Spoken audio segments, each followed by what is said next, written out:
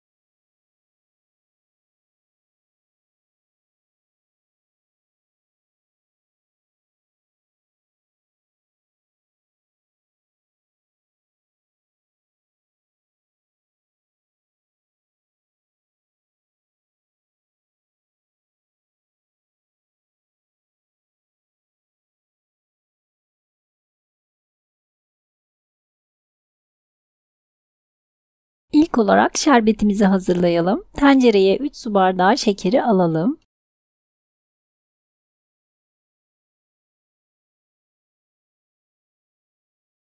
Üzerine 3 su bardağı su.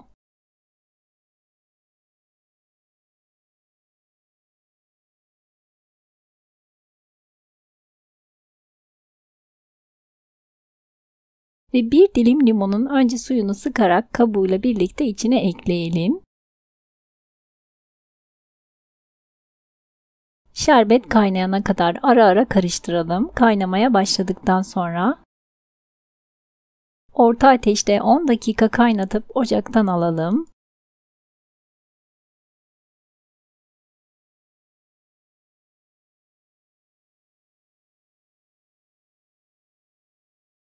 Şerbetimizi soğuması için bir kenara alalım.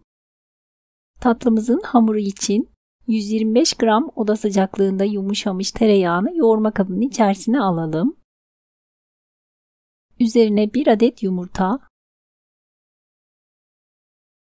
1 çay bardağı sıvı yağ, 1 çay bardağı yoğurt ve 1 paket vanilya ekleyip harcımızı biraz karıştıralım. Daha sonra üzerine 1 su bardağı irmik. İlk etapta 2 su bardağı un ekledim.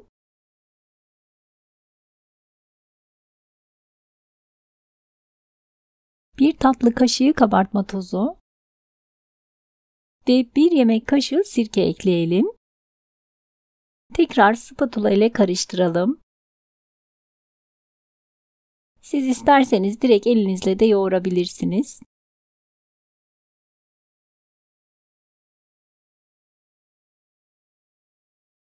Daha sonra spatulayı içinden alıp unumuzu azar azar ekleyerek hamurumuzu yoğuralım. Unu kontrollü bir şekilde ekleyelim. Yumuşak kıvamlı bir hamur olması gerekli. Ben toplamda 3 su bardağı artı 1 yemek kaşığı un kullandım.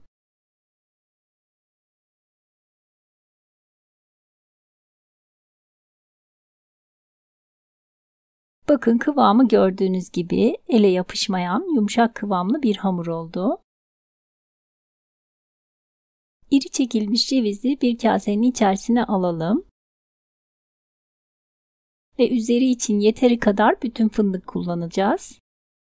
Yaklaşık ceviz büyüklüğünde bir parça kopartıp aynen poğaça yapar gibi avucumuzun içinde açalım.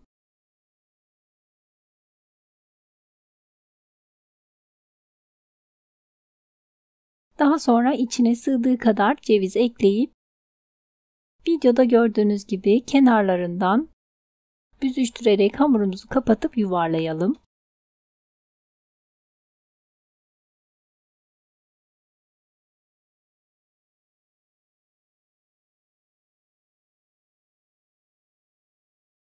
Sonra tam orta kısmına baş parmağımızla bastıralım.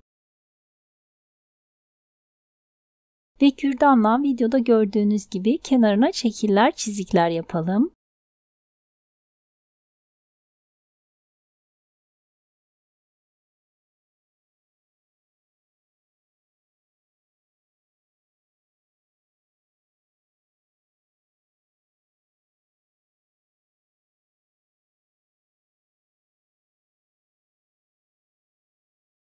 Daha sonra orta kısmına bir tane fındık yerleştirip yağlanmış büyük boy dikdörtgen borcamın üzerine hafif aralıklı olacak şekilde yerleştirelim.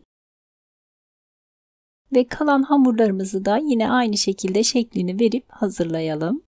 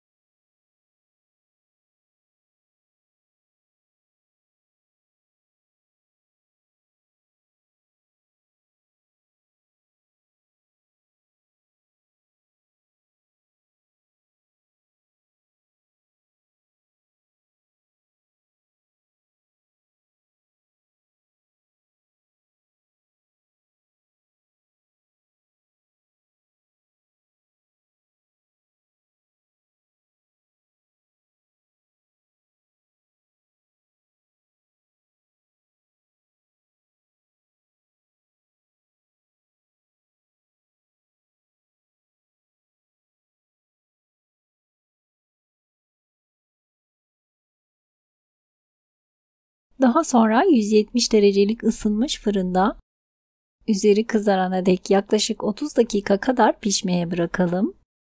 Pişen tatlılarımızı fırından alalım.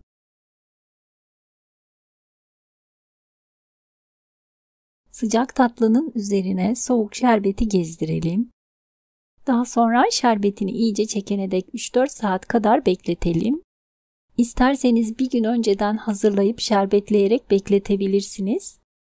Bir gün şerbetli olarak beklediğinde ertesi günü çok daha lezzetli oluyor. Ve şerbetini çeken tatlılarımızı servis tabağına alalım. Ve muhteşem görseli, harika lezzetiyle tatlımız servis için hazır.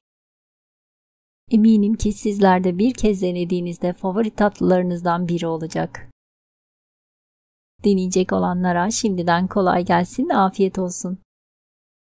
Videomu beğendiyseniz sosyal medya hesaplarınızdan paylaşarak bana destek olabilirsiniz.